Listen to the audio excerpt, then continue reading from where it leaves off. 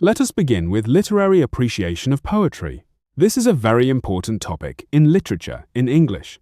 It appears in your exams every single year. By the end of this lesson, you will understand how to appreciate a poem, including speaker, situation, structure, imagery, figurative language, sound devices, tone, theme, and how to answer exam questions. Take your notes. Let us go.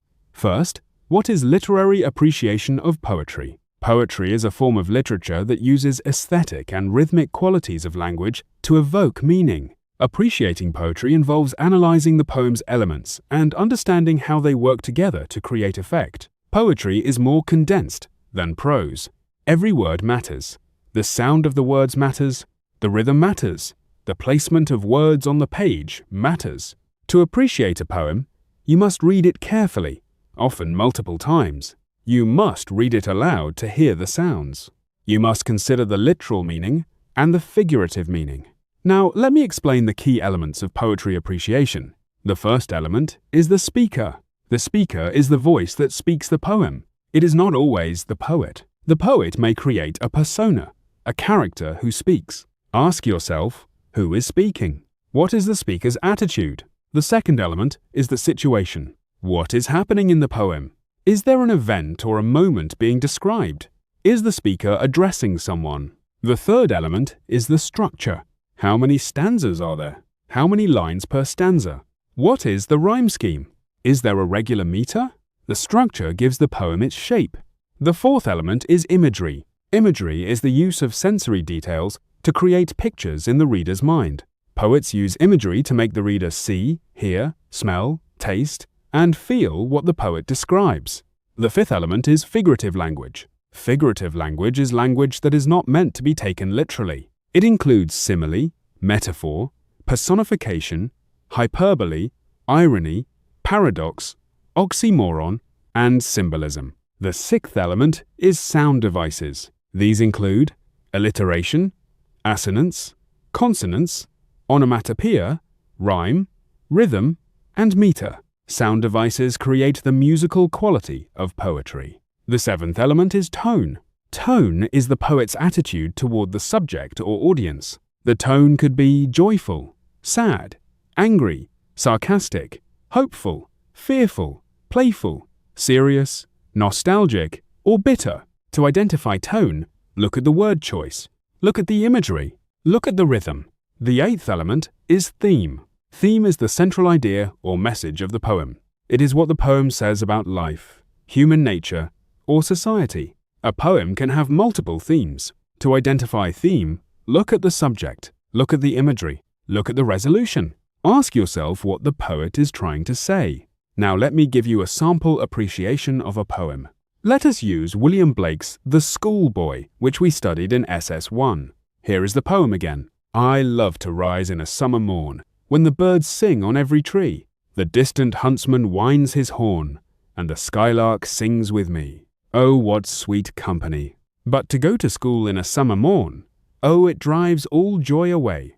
Under a cruel eye outworn, the little ones spend the day in sighing and dismay. Ah, then at times I drooping sit, and spend many an anxious hour. Nor in my book can I take delight, nor sit in learning's bower, worn through with the dreary shower. How can the bird that is born for joy sit in a cage and sing? How can a child, when fears annoy, but droop his tender wing, and forget his youthful spring?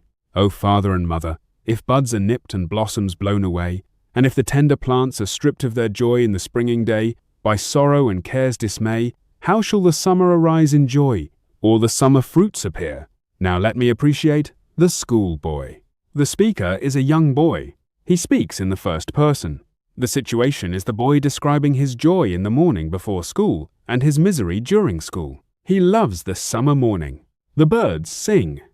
The skylark sings with him. He calls it sweet company. But going to school drives all joy away. He sits under a cruel eye. He spends the day in sighing and dismay. He cannot take delight in his book. He compares himself to a bird.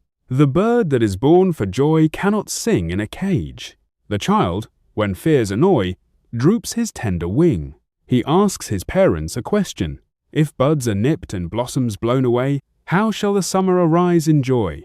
The poem has 5 stanzas. Each stanza has 10 lines. The rhyme scheme is A, B, A, B, B. The rhythm is regular. The poem can be sung.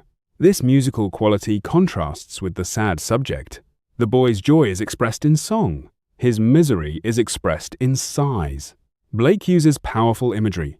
The summer morn, the birds singing, the skylark, and the huntsman's horn are images of joy. The cage is an image of prison. The child is like a bird in a cage. The bud and blossom are images of growth. The child is like a bud. School nips the bud.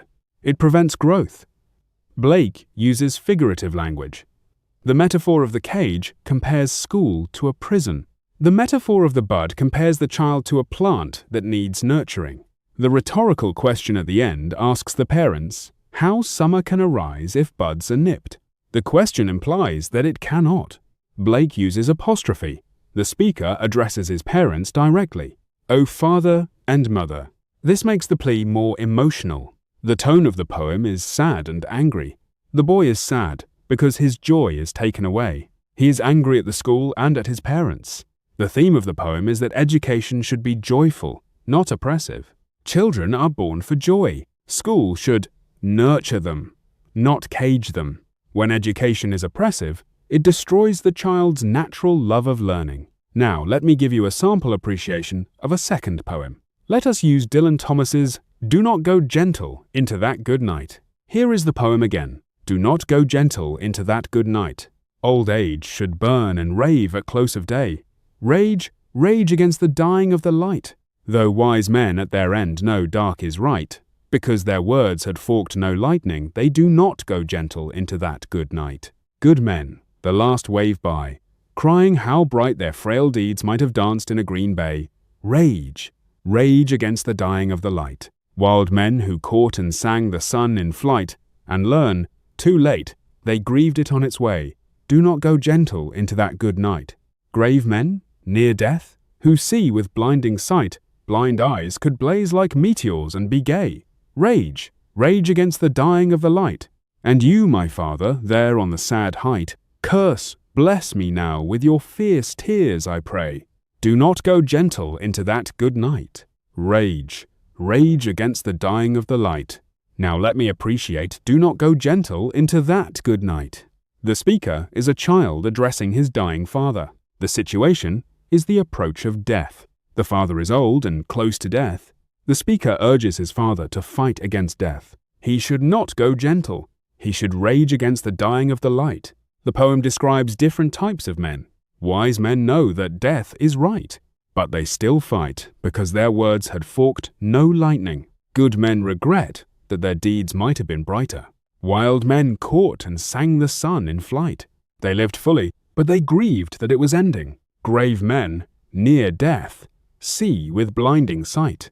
Even blind eyes could blaze like meteors. The speaker then addresses his father directly. He asks his father to curse or bless him with fierce tears. He prays that his father will not go gentle. The poem is a villanelle. It has 19 lines. It has 5 tercet and a quatrain. The first line of the first stanza is repeated as the last line of the second and fourth stanzas. The third line of the first stanza is repeated as the last line of the third and fifth stanzas. Both lines are repeated as the final 2 lines of the poem. The rhyme scheme is ABA, ABA, ABA, ABA, ABA, ABA. This strict structure creates a feeling of urgency. The repetition is like a chant. It is insistent. It will not let the reader rest. Thomas uses powerful imagery. The good night is an image of death. Death is like a night. It is dark and final. The close of day is an image of the end of life. Life is like a day. Death is sunset. The dying of the light is another image of death. Light is life. Darkness is death. The speaker says, rage against the dying of the light. Fight to keep the light alive. The green bay is an image of life and possibility. Frail deeds might have danced in a green bay. The bay is a place of beauty. The sun in flight is an image of a full life. Wild men caught and sang the sun. They lived intensely. The meteors are images of sudden, bright light. Even blind eyes could blaze like meteors. Even the dying can have moments of brilliance. The sad height is the moment of death. The father is on the height. He is about to fall. The fierce tears are the father's emotions. They are fierce because he is fighting. Thomas uses figurative language. The good night is a metaphor for death. The dying of the light is also a metaphor. The green bay is a metaphor for life. The sun in flight is a metaphor for a full, active life. The meteors are a metaphor for moments of brilliance. The poem uses apostrophe. The speaker addresses his father directly. And you, my father, there on the sad height, curse, bless me now with your fierce tears, I pray. The father cannot respond. He is dying. The speaker speaks to him as if he can hear. The repetition of rage, rage is an imperative. The speaker commands his father to fight. The repetition creates urgency. The tone of the poem is urgent, passionate, and defiant. The speaker will not accept death quietly. He demands that his father fight. The theme of the poem is resistance to death. Death is inevitable, but we should not accept it passively. We should fight. We should rage.